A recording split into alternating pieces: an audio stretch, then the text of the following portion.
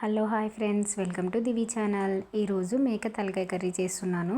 First time నా ఛానల్ని చూసేవారు ఒక లైక్ చేయండి, సబ్స్క్రైబ్ చేసుకోండి.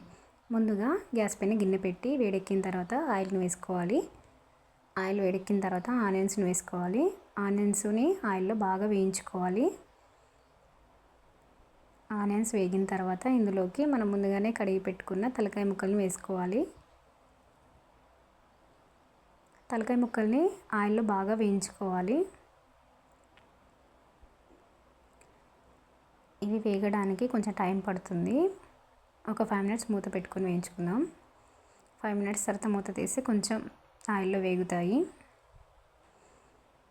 ఒకసారి కలిపేసుకొని ఇందులోకి 1/2 స్పూన్ పసుపు, 1 స్పూన్ అల్లం వెల్లుల్లి పేస్ట్ వేసుకోవాలి. నేను 1/2 స్పూన్ వేసాను. వీటిని బాగా ముక్కలకు పట్టేలాగా కలుపుకోవాలి. అల్లం వెల్లుల్లి పేస్ట్, పసుపు మంచిగా వేయించుకోవాలి ఒక 5 మినిట్స్ అట్లా.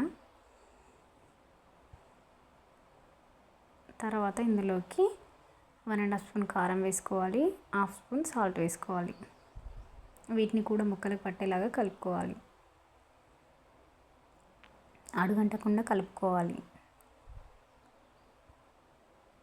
ఇలా కలిపేసిన తర్వాత ఒక 1 స్పూన్ కొబ్బరి పొడి వేస్తున్నాను, గ్రేవీ చిక్కగా రావడం కోసం.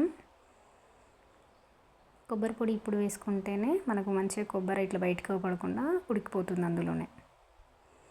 ఇందులోకి ఇప్పుడు కర్రీకి తగినన్ని వాటర్ వేసుకొని, ఉడకడానికి టైం పడుతుంది కాబట్టి ఇంకా కొంచెం వాటర్ యాడ్ చేస్తున్నాను. స్పూన్ వేస్తున్నాను, త్వరగా ఉడుకుతుంది. మూత పెట్టేసుకోవాలి. ఒక 10 మినిట్స్ తర్వాత మూత తీసి ఒకసారి కలుపుకోవాలి అడుగంటకుండా మధ్యలో. మరో 10 మినిట్స్ మూత పెడుతున్నాను. 10 మినిట్స్ తర్వాత తీసి కలుపుకోవాలి ఇంకొకసారి. కొంచెం వాటర్ అన్నీ తగ్గిపోయాయి కర్రీ నుండి. మనకు ఇది కూడా కొంచెం ఉడకడం స్టార్ట్ అయింది. ఇప్పుడు ఇందులోకి చింతపండు రసం వేస్తున్నాను. తలకాయ కర్రీలో చింతపండు రసం కొంచెం వేస్తే టేస్ట్ బాగుంటుంది.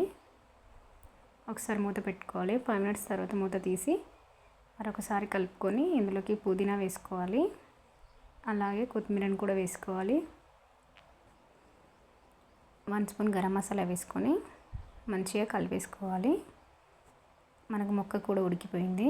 ఇప్పుడు ఇందులోకి స్పూన్ తీసేసేయాలి కర్రీలో నుండి. మూత పెట్టుకోవాలి. మన కర్రీ రెడీ అయిపోతుంది. సర్వింగ్ బౌల్కి తీసుకుంటే వేడి వేడిగా తలకాయ కర్రీ రెడీ. ఎంతో టేస్టీగా ఉంటుంది. Thank you for watching.